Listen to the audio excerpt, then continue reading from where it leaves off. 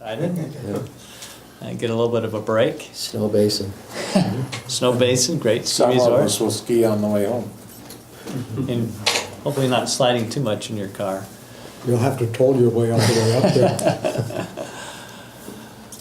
We enjoy this time for people that are watching us over the internet and for media to ask questions.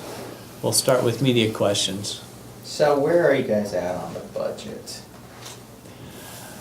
Okay, well, let's see, we don't have our appropriations chair in, but I'll just give you a brief Sure. description. He's out working on it. The Senate met last night to develop a budget. I think the House also met last night to come up with their priorities.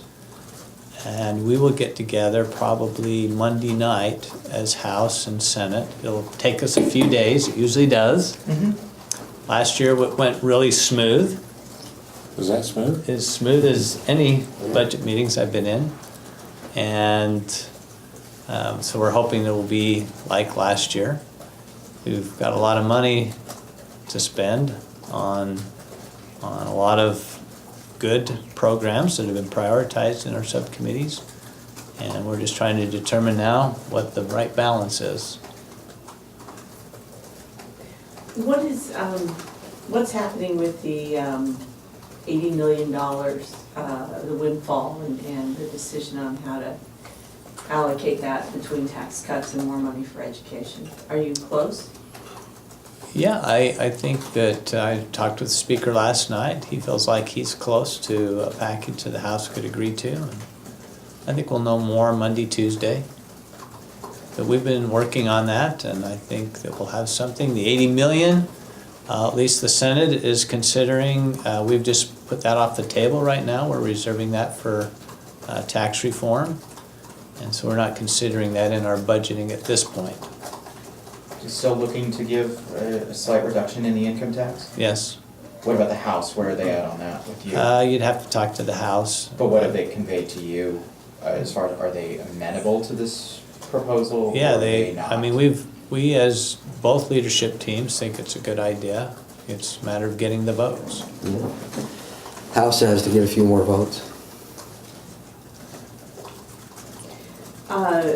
Are you agreed as House and Senate leadership on setting aside that $80 million for, or is that? Well, I don't know what the House is doing in their budgetary process, but that's just what the Senate has done.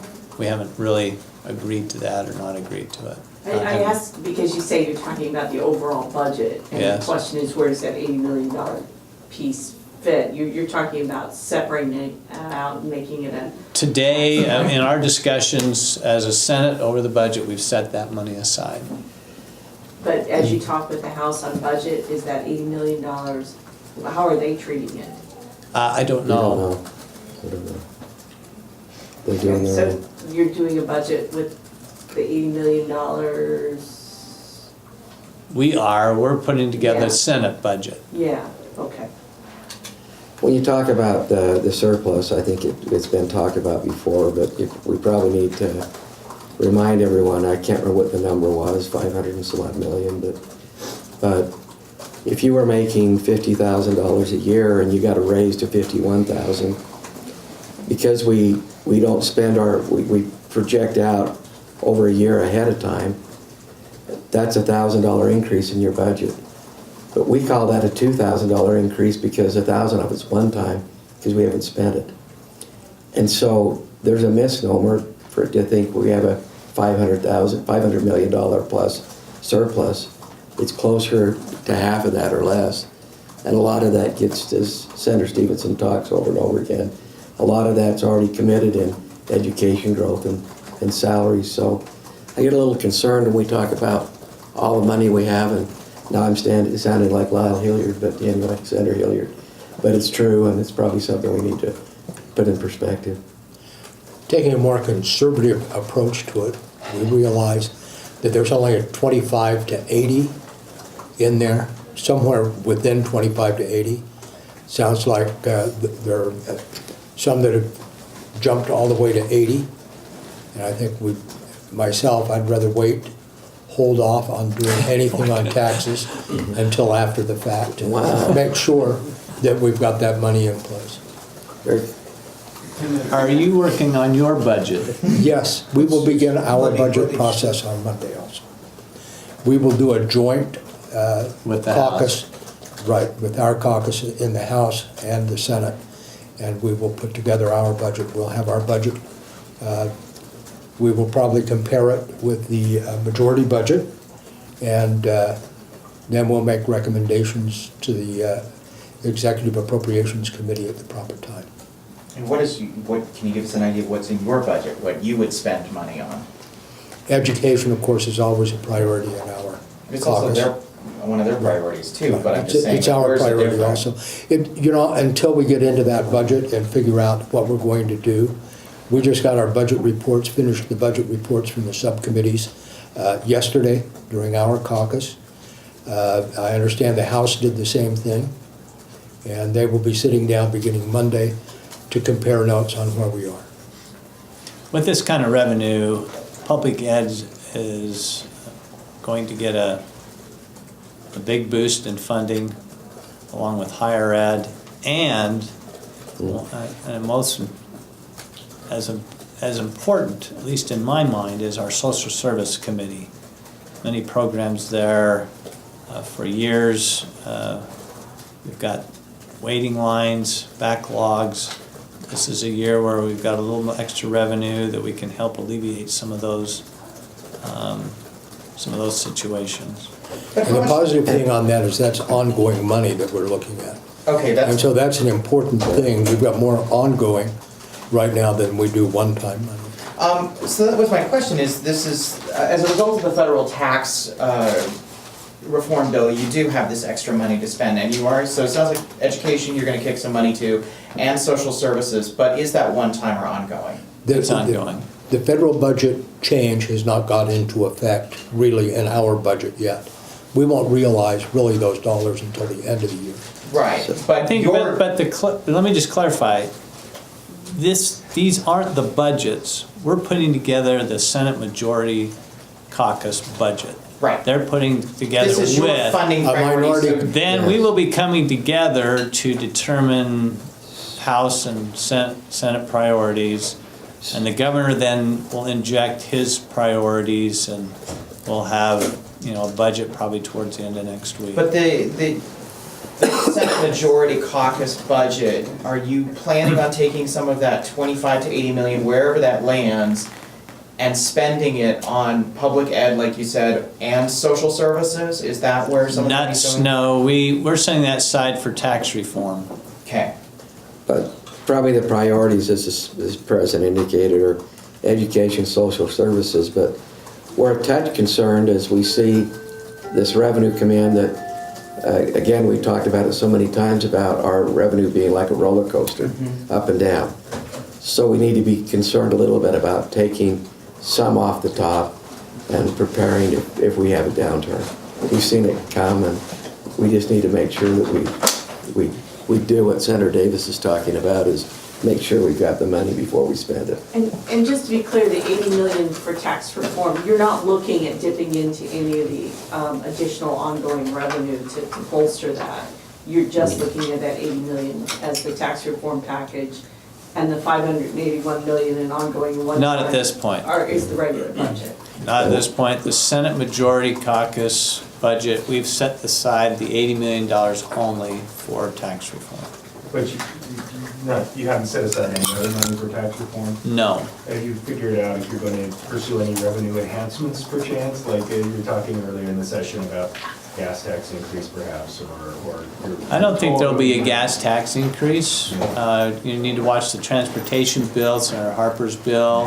That has a increase in the, it has an increase in the sales tax. It's online right now. It's, I think, the third We substitute. subbed it yesterday. and It's a 0.1% increase in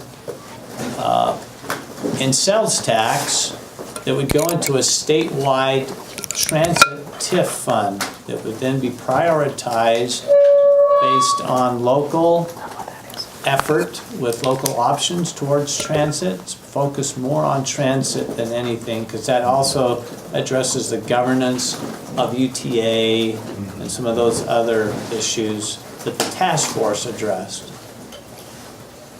Does that have the support yet of the caucus, or? We had a discussion about that yesterday. Kevin, you could, I think the final drafting where it's been made public, we're all digesting that. And I don't think we really have a position yet, but it's being reviewed. Now that we have a final draft though. And we'll have, the minority caucus will be briefed on that on Monday. We're scheduling that with Senator Harper and Senator Maine, who are the leads in that issue on both sides. Would it be hard to support a tax increase in an election year? I mean, Yes. you're trying to talk tax reform, yes? but that might overshadow it, right? Sure, it is hard. When you have, $500 million in new revenue. Actually, if you add back in the money we put in the rainy day fund and some of the other things we did with the 80 million, we're almost $700 million of growth. That, we haven't seen that since 2008. 7, yeah, 8. Just before the crash. So we're a little bit concerned about that.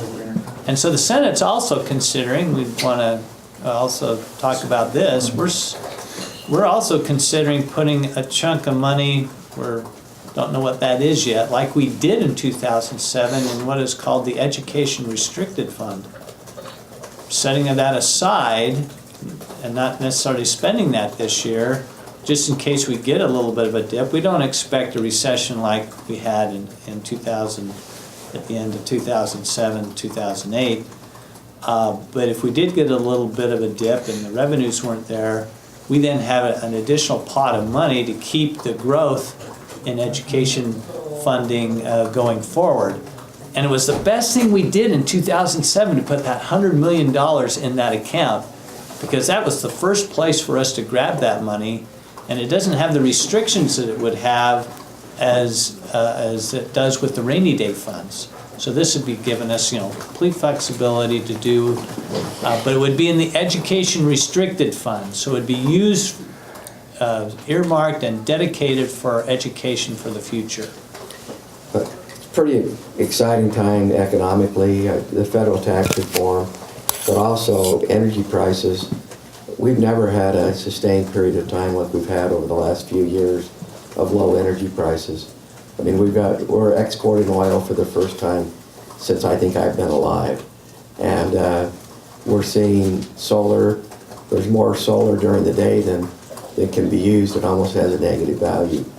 And so energy prices typically have given economic sustainability. And if we're going to sustain our economy, energy prices are a pretty good barometer. And we've never been at a better time, I think, in the history of at least my memory. I think So, Senator Van Tassel would probably like to see the prices go up a little bit. I know he would, but some of us like them low. If we'll just stabilize where it's at, we'll be fine. There's been a lot of work done to drive pricing down and become more efficient in production, and where we're at currently, there can be money made. So, I think one of the issues that concerns as we watch this, in the last 2-3 months, the bond market has increased. And that's going to start driving interest rates, and that will have some effect on home purchases and buildings and some things. So there's enough noise out there that this is the time that we get prepared for the next downturn. And I think back when my career here, that $100 million that we put away in 2007, it kept us out of the rainy day fund. We used it and then went to the rainy day fund the next year for education. And it's nice to be good, but it's nice to be lucky. So if we've learned from that, if we can do that this year and be judicious, it probably will pass dividends down the road in the future. As a market adjusts, it does. Senator Stevenson's here. He's our budget magic person, the magic man. Budget. may not be much left. It's kind of like swimming a river full of piranha. Everyone wants a bite. I take it you don't walk out the hallway much I stay out of anymore. the halls. I will say that we've had record requests for Oh, appropriations for it's different been- projects. It's like you're being Santa Claus and now we're gonna turn to Scrooge. $500 million isn't what it used to be. It's, Revolving door. actually, we've, you know, again, we go back, we look at just what the appropriations committees came up with. They were up over 625 million, so there's definitely way not enough to cover expectations. And that's what we're gonna just spend the next week on, is limiting expectations. Is that one of the divisions between the Senate and the House at this point?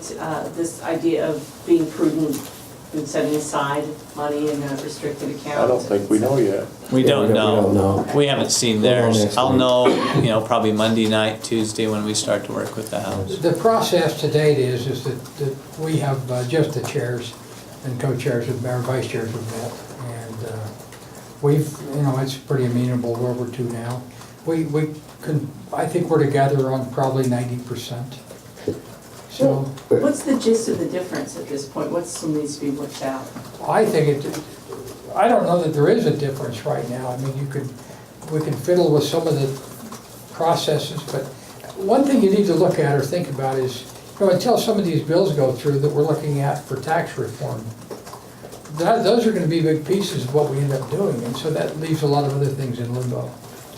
I've been involved in negotiating 9 budgets over the last 9 years, and 6 of those as president. And I think the biggest sticking points that we ever get involved in are over higher ed buildings, and which higher ed buildings we're going to fund.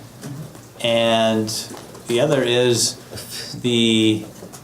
all the requests that are in the Beetle committee. That's Business, Economic, Labor, Development and Labor Committee. There are, you know, there's probably at least Close to 100 million, close to 100 million. 100 It's a small requests area. there, all these little small requests, and that's somebody's little project that becomes very passionate to them, and so those become some of the hardest things to negotiate, where education funding, social service funding, those big rock items, I've never really had any problem in negotiating those. And sometimes your real issues are only the $100,000 to $200,000 issues that really, I had someone explain a term to me the other day I didn't quite understand. They called it decimal dust. And when you look at the size of the budget, that's what $100,000 is. And yet, it's, sometimes there can be a little passion developed over those. Yeah, we spend more time on that than we do the $100 million budget requests. The great thing is our economy's doing well. Senators, Governor Rick Scott in Florida today is outlining a plan in the aftermath of the school shooting. His plan is to raise the minimum age to buy a gun to 21, require every public school to have a sworn officer on campus while kids are there, and ban bump stocks, among other things. Any chance that any of this would be considered in Utah? I think at this late date, as I take a look at those issues, if it became a high priority of the governors to push that forward, bill files could be opened, or any individual. But that would be at the request of the body. I don't think there's that many boxcars, if you will, floating around to deal with these issues. I don't think. How much time do they have left in their session? I don't know the answer to that. My guess it's not as quick as ours. Yeah. My guess is it's going to be difficult for us to address any of those substantively with 2 weeks left. 9 days. We do take on some of those big issues and get them done in 2 weeks, but it's a pretty controversial issue here in Utah. I mean, let's face it. We've been big advocates of the Second Amendment, and I know that troubles some folks, but for the legislature now to take that on and come up with a solution in the last 2 weeks of the session, I think that's a big ask. What, if anything, in the elements of this plan would be worthy of consideration in the interim, in a special session, and another? School safety is a paramount issue for us. Yeah. That's an area that we, I think, as a legislature will want to focus. But I think everybody in the public needs to know that we appropriate money to the school districts in what is called the WPU. It's money that is not earmarked for anything. It's completely discretionary for school districts to use as they see fit. They also, as school districts, have taxing authority and property tax, and they're the ones that decide their buildings, how they're built. They hire the teachers. They're the ones that decide the security in their districts. And so I don't think the legislature is going to necessarily dictate to those LEAs, those local districts, exactly what they should do, but we would like to partner with them in helping them, making sure the schools are a safe place for the children. What about raising?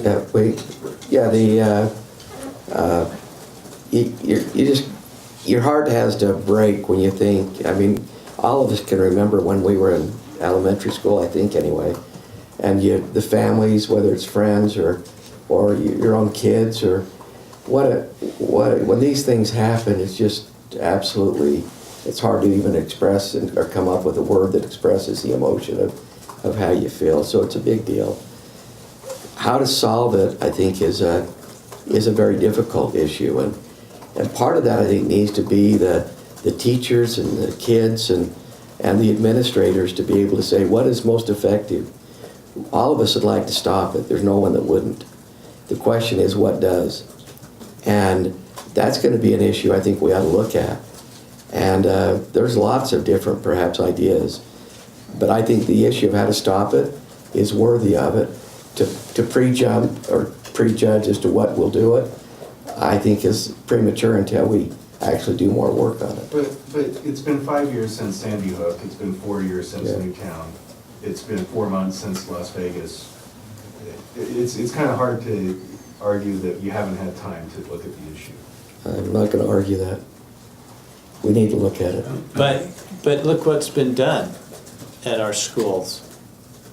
During that time, my wife works in an elementary school. The security of that school has increased twofold. They have a single point of entrance now into the school. They make sure all the other doors are locked. They're always on alert. She has been the playground aide there for many years. She's now a reading aide, but up until last year, she was getting instruction on security on the playground. She was watching to make sure bad things weren't happening to children out on the playground, because I think that's where they're most vulnerable. So the alert has been high, especially in Canyon School District. I can speak to Canyons because that's where we live, that's where my wife works. And so there has been a lot of effort put forth to try and make our schools a safer place. Can we do more? Yes. Should we do more? Yes. And we would like to work with our local school boards to see where they need help in making those right decisions and having the funding necessary to create a safe place for children when they're at school. Is there any kind of appetite amongst Senate majority to address any potential gun control measures? Enhanced background checks, or banning of bump stocks, or raising the age that someone could purchase a firearm?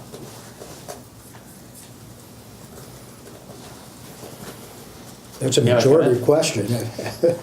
As you directed that question, I think what we need to do is we need to start taking a look, as the Second Amendment right has been forefront, not only in this country, but in the state of Utah as well, and the right to own and have guns. We need to take a look at some of the laws that we've done, and what is the message we're sending to youth on that? came to my mind on the Stand Your Ground the other day, which there's a bill in the House, I think, working its way this way. I think it's here in the It Senate. may be in the Senate already. It's And I here, look at that, in judiciary, I think. and then I look, what's the message we're sending? Are we saying, don't try to arbitrate your problems with one another? That the ultimate solution is to shoot your way out of it? That's a message, as I talk to my grandkids, they kind of get the message. I don't have to back down. If I have a gun, I've got the strength to stop anything from coming my way. But is there anything that to address these Having- measures? I have the opportunity to serve on the, as many of you know, the Suicide Prevention Task Force, and we've looked at the gun issues because, again, it's an issue for trying to determine and prevent suicide. One common ground that we've talked about that seems to be there is proper gun control that everybody agrees upon, whether it be, making sure that there's safes or that the guns are properly stowed, because somehow people are getting these guns and they aren't properly put away, or they aren't properly locked. And I think that's an issue that most people agree on, is there needs to be more education as to how to take care of these guns and making sure that they aren't taken away by especially kids that may not have the judgment with them that they ought to with a gun. And I think that's common ground that I've heard over and over again from both those that want more gun control and gun advocates. But I take it no appetite to address the idea of enhanced background checks, banning of bump stocks, or raising the age that someone can legally and lawfully hold a firearm. I think that there would be an appetite to discuss it. Yeah. But it's something that would need to take some discussion. There's a lot of stakeholders that would be involved in this. I think it'd be a great interim look in light of the last, as Robert mentioned, we've had many years of this, and it looks like it's probably going to be a continual problem in our country. And so it may be prime time for us to actually take an interim time and work through some of the possibilities and what actually makes a difference as far as security and safety is concerned, and what's not just window dressing. Does it feel different this time?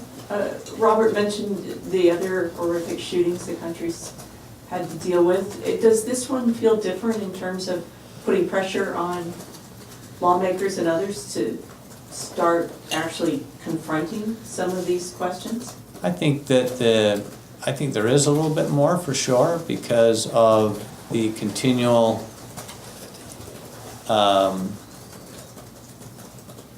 it's not every day, but there's one a year or two a year, and it continues to be a problem, and because of that, obviously the public are energized over it, and we feel that, and consequently, I think that it would be high time for us to look at these things. When you take a look at the mass shootings that have happened around the country, I guess we've been kind of lucky in the state of Utah not to have to deal with that issue. However, I think when you take a look at what Senator Adams just alluded to, we probably have as many children killed in a year by suicide and gun safety issues as well.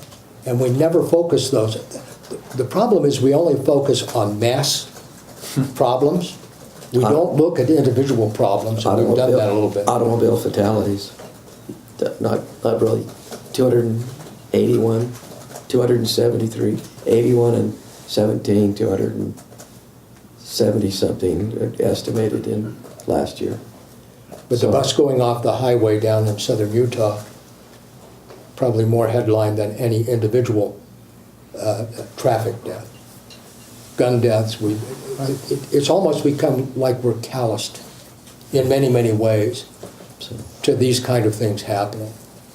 And I think when it becomes, we take a look at the outcome of the suicide task force and what came out of there, we need to react, and we need to act to those.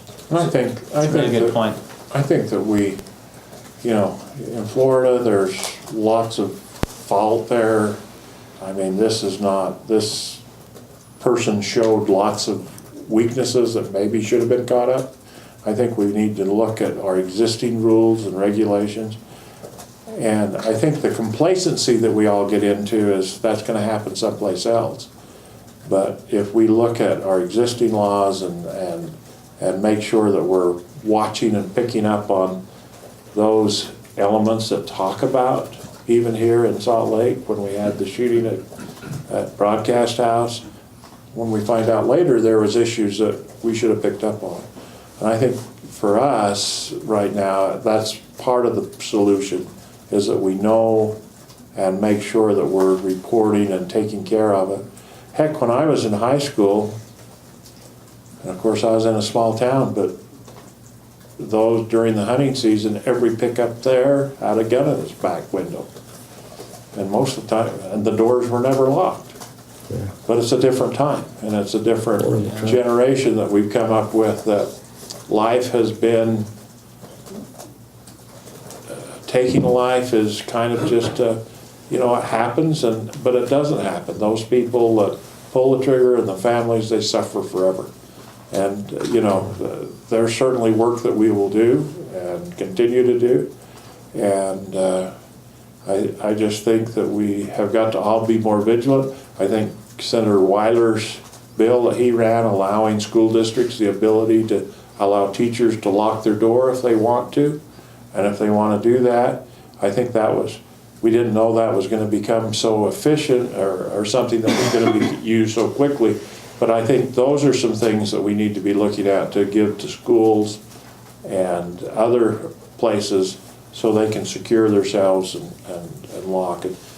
So, those are some issues that we'll continue to deal with. So for I think the president alluded to the fact that their budget that they're working on is focusing more money into social services. And that's a place, I served on that committee for half of the time that I've been up here.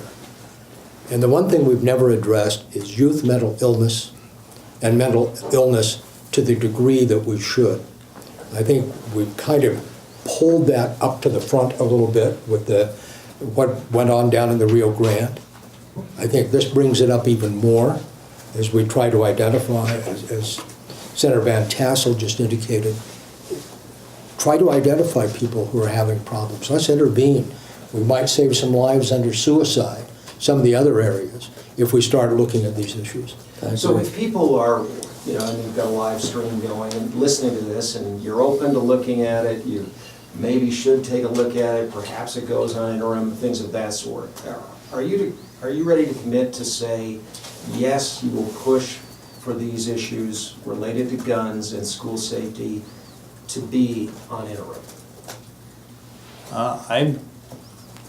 It takes, everybody to kind of buy in on that, but me, for one, I think it is time to spend some time interim on it. So you do want it to be studied during Sure. the interim? We need to sort out, Yeah. I want to sort out what would be good policy versus what would just be window dressing. That, we hear a lot of things that this is a solution, but when you get down into when you really start digging deep into that solution, you find that it really isn't going to solve the problem. So, is it going to be a background check? Is it going to be something else? That's something that we need to carefully move ahead with. And So we have other states that have enacted different gun control laws. Have they been effective? Did these shootings not happen in any schools in their state? Are they not effective? They just happen. Well, there's a lot of data as to what's effective. That's going to have to go into this scenario. I think Do you if have you a take a sense- look, if you take a look at Florida, I think they thought they had pretty safe campuses. And yet, they had done a lot of things. and yet it still happened, What failed? the shooting. And it's not what failed. I mean, sometimes we try to do things mechanically instead of looking at things with human behavior and human patterns and letting people be humans. And we've got to look at that at the same time as we look to how we're going to solve this critical issue of security. How do you do that? How do we want our children raised? Do we want our children raised in an aura of and I think I saw a cartoon that was reprinted from 5 years ago in this morning's Tribune, one of those Bagley cartoons. Is that, if you take a look at that picture that he demonstrated in that cartoon, is that how we want our children, our grandchildren, to be going to school? Or do we want this freedom and this openness? And it's how do we get to that point? And I think probably, I'm hoping that on our master study list, that this will be one of those issues that we'll look at. Probably mostly, though, I think we need to clarify, they would probably be focused on the context of school safety, because that's where I think our biggest vulnerabilities are. And do you see a sense of urgency to address it? I feel that personally. I mean, how would you not feel that? I mean, anytime you don't act, even and something happens, you feel, there is a sense of urgency. As you're putting your budget together, do you think it's something that you should spend some money on, looking at those data points that you referenced, what works and what shows effectiveness? We don't know. Yeah. And we don't need really anything in the budget to have an interim study. That's already in the budget. I mean, like It's in the base budget. commissioning professionals to look at it. We would have that we'd have that money available to us just in the current budget or in the base budget. But this is, the school safety is a school board issue. They're the ones that make those decisions. They're the ones that fund them. They're the ones that hire. They're the ones that do all those details and are ultimately responsible for school safety. We as a state then want to come in and partner with them, figure out, if they want us to spend less on WPU and more on school safety, we'll be there as a state. But it's the state that would deal with the gun issues, the bump stocks, the low, raising the age for buying certain types of weapons, increased background checks. Are those part of this school safety study? I guess Senator Davis has said it 2 or 3 times, and somehow we're forgetting in this the individual. And the individual, I think, is something we need to focus on. And how do we not focus on the individual? And how do we, at least that's what I was hearing you saying, is that we gotta, the person that actually does this, how are we gonna help or prevent it? And that is, I think, is significant an issue as anything. So comprehensively, I think that's something we need to look at, along with the other. Questions from those who are watching? We do have one question. This viewer asked, I'm curious about funding for higher ed buildings, specifically for additions to the U. Do you factor in the cost of increased need for an increase in traffic accommodations? That's a good question. Senator Adams, you... Repeat it again, just so that I... Yeah, this person said, I'm curious about funding for higher ed buildings, specifically for additions to the U. Do you factor in the cost of increased need for an increase in traffic accommodations? I don't know that we've seen any appropriations for the U, but typically we don't factor in traffic. The operation and maintenance is factored into the cost of buildings. However, I know that the U and other universities do a fairly significant planning study. I know they're looking at trying to find a way, and most of them try to use or participate with UTA and public transit to try to let public transit bring people to the university, so the parking and the traffic is reduced, but that's done more on a campus-by-campus basis. They look at their impacts, I believe, at the higher ed when they come forward. They look at the architectural drawings, they look at the impacts around them, the same as public schools do, the same as we do when we build buildings. But our fund is focused on the cost of the building and the operations and maintenance. Any other question? We'll take one more. If there's any others. Thank you very much. Thank you.